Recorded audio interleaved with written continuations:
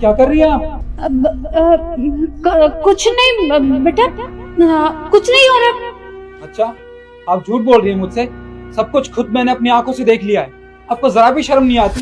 आप भूल गई हैं क्या ये आपकी बहू है और आप इसके साथ ये सब हरकत कर रही हो? अरे बेटा, तू गलत समझ रहा है। हमने कुछ नहीं किया। बहू से पूछ। बस कीजिए माँ, झूठ बोलने की भी एक हद होती है। ये आपकी बहू है और आप इसके साथ ऐसा करोगी मैंने कभी सपने में भी नहीं सोचा था। ये आपको अपनी माँ मानती है और आप ये सब कर रही हो इसके साथ। मैं बाहर 16 घंटे काम किस लिए करता हूँ? इसलिए करता हूँ ताकि मेरा परिवार खुश रहे। पर मुझे ये नहीं पता होता कि जब अपने घर आऊंगा तो मुझे ये सब देखने को मिलेगा। और तुम दोनों मेरी बहन हो? नहीं, तुम दोनों मेरी बहन नहीं हो सकती हो। जो अपनी भाभी के साथ ये सब करे ना, वो मेरी बहन कभी जिंदगी में नहीं हो सकती। तुम दोनों को शर्म नहीं आती क्या? तुम दोनों इसलिए अपने घर से यहाँ पे आई हो अपनी भाभी के साथ ये हरकत करने के लिए? बस बहुत हो गया माँ, बहुत सह लिया मेरी बीवी ने और मैंने यहाँ पे। अब मैं अपनी बीवी को 1 सेकंड और इस घर में नहीं रुकने दूंगा। मैंने कह दिया आपसे। शिखा, तुम चलो, तुम यहाँ से चलो। अरे पर मेरी बात तो सुन, हमने कुछ नहीं किया। अरे देखिए, रुको निखिल, क्या करे तुम ये सब? तुम मुझे मेरे घर से बाहर जाने के लिए बोल रहे हो। मैं ऐसे घर छोड़ के नहीं जा सकती। शिखा, तुम पागल हो गई हो क्या? ये घर वाले तुम्हारे साथ क्या कर रहे थे तुम अच्छे से जानती हो। और इतना कुछ होने के बावजूद भी तुम कह रही हो कि तुम ये घर छोड़ के नहीं जाओगी। हाँ, कह रही हूँ मैं, क्योंकि मेरे अपने रहते हैं इस घर में। वो सास मेरी माँ जैसी है और वो मेरी ननद वो मेरी बहनें जैसी है। मैं जानती हूँ वो किसी वजह से मेरे साथ ये सब कर रहे हैं, गलत कर रहे हैं, वो तुम भी जानती हो। लेकिन मेरी शादी हुई है निखिल इस घर में। मैं ये घर छोड़ के नहीं जा सकती। मैं सब ठीक कर दूंगी, तुम मेरी बात समझो। उनका ध्यान कौन रखेगा निखिल?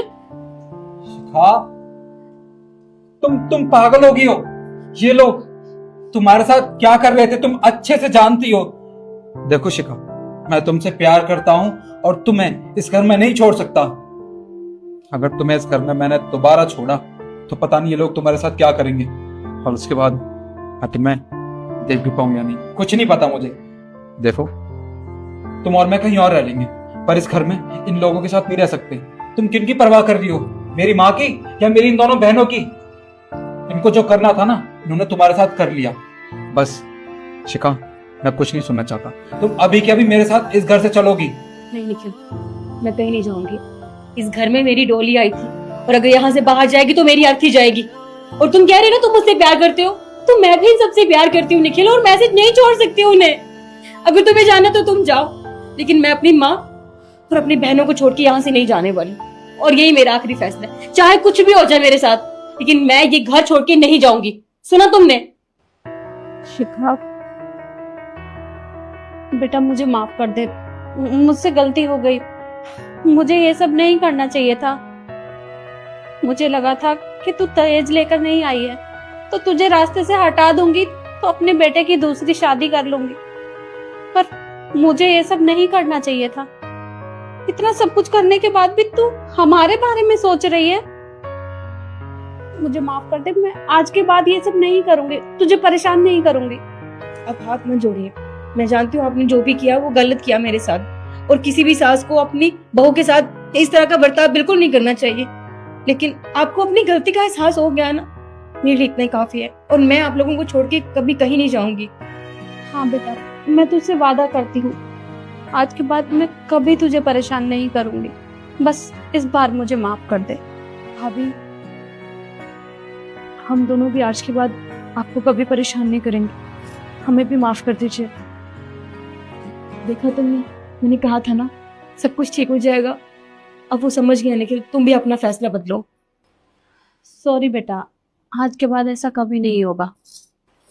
ठीक है माँ, अगर आपको और मेरी दोनों बहनों को अपनी गलतियों का एहसास है तो आज मैं और मेरी बीवी इस घर को छोड़ के नहीं जाऊँ।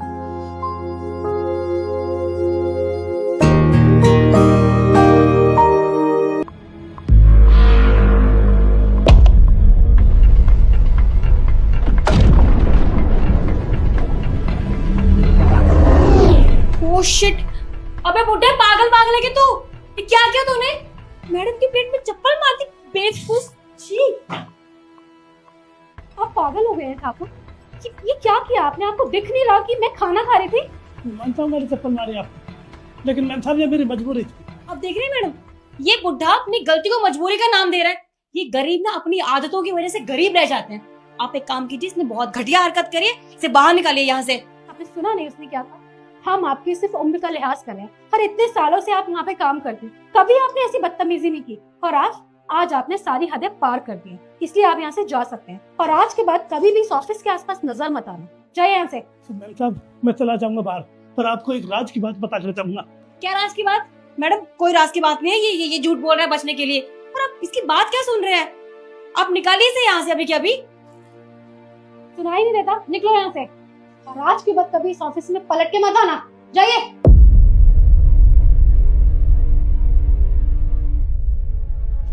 आई एम सॉरी मैम, मैंने भी ध्यान नहीं दिया, उन्होंने एकदम से चप्पल मार दी। आप बैठिए, एक बार वॉशरूम में आइए, मैं आपके लिए दूसरा खाना लेकर आती हूँ।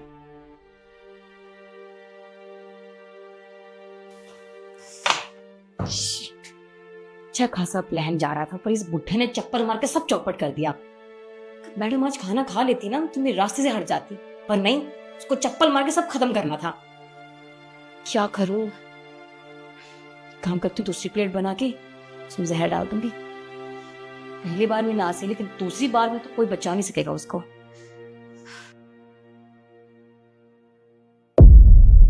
मैम सो सॉरी, उसकी वजह से काफी टाइम खराब हुआ आपका। आप ये खाना खाइए, बिल्कुल गर्मा गर्म है, ठीक है? एंजॉय। अरे वाह, खाना लाओ, ये खाना मुझे दो। सर ये मैडम का खाना है, मैं आपके लिए लगवा देती हूँ अगर आपको भूख लगी है तो। क्या हो गया यार, मुझे बहुत जोरों से भूख लग रही है, तो मैं ये खाना खा लेता हूँ ना, इशू के लिए दूसरा लगवा दो।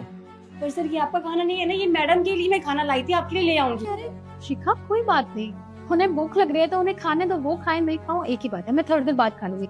भूख लगी है ना आपको, आप खा लो। देखो सुबह से ना मैंने कुछ खाया नहीं, मीटिंग के सिलसिले से बाहर था मैं, मुझे बहुत जोरों से भूख लग रही है, और ये तो मेरी फेवरेट दाल बनी है, इसको मैं कैसे छोड़ सकता हूँ? इसे तो मैं खा के रहूंगा। सर आप ये खाना नहीं खा सकते सर, इसमें जहर मिला हुआ है। जहर मिला हुआ? हाँ बिल्कुल ठीक कहा इसने इस खाने में जहर मिला हुआ है, और ये बात मुझे पहले से ही पता था। सर आपको कैसे पता ये सब? ये सब मुझे चाचा ने पहले ही बता दिया था, इसलिए मैं यहाँ ये खाना खाने आया था। जी वर्मा जी, हाँ मेरी बात होगी। अरे साहब नमस्ते। एक सेकंड, मैं आपके पास फोन करता हूँ। नमस्ते चाचा, आप कहाँ जा रहे हो? गाँव जा रहा हूँ साहब।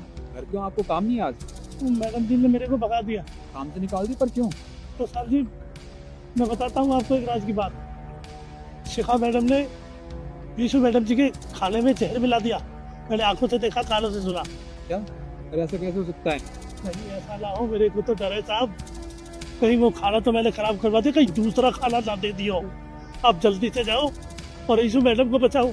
देखिए चाचा, अभी तो मैं शिखा के पास जा रहा हूँ, पर आपकी बात में जरा भी झूठ निकला ना तो मुझसे बुरा कोई नहीं होगा। ठीक है, मैं जाता हूँ। तुम बताओगी मुझे कि तुमने क्यों किया मेरी बीवी के साथ ऐसा? क्या बिगाड़ा था इसने तुम्हारा? हाँ तो सर ये सब ना आपकी वजह से हुआ है, पता है आपको? मैंने क्या किया? आपको पता है सर, जिस दिन ऑफिस में मेरा पहला दिन था ना, मैं उस दिन से आपको पसंद करती हूँ। मैं चाहती थी कि मैं आपसे शादी करूँ, लेकिन आपने क्या किया? आपने यीशु मैडम से शादी कर दी। आपको पता है मुझे कितना दुख हुआ था। मुझे लगा कि शायद ये सब झूठ होगा, लेकिन नहीं। लेकिन जब मैंने यीशु मैडम को देखा आपकी वाइफ बनते हुए, मुझे ये सब बर्दाश्त नहीं हुआ सर। मैं आपकी वाइफ बनना चाहती थी, और मैं इस चेयर पे बैठना चाहती थी, और मैं इस ऑफिस की बॉस बनना चाहती थी, इसलिए मैंने ये सब किया। लेकिन उस चाचा ने सब कुछ खराब कर दिया। शिखा, मुझे घिन आती है तुम जैसी औरत से।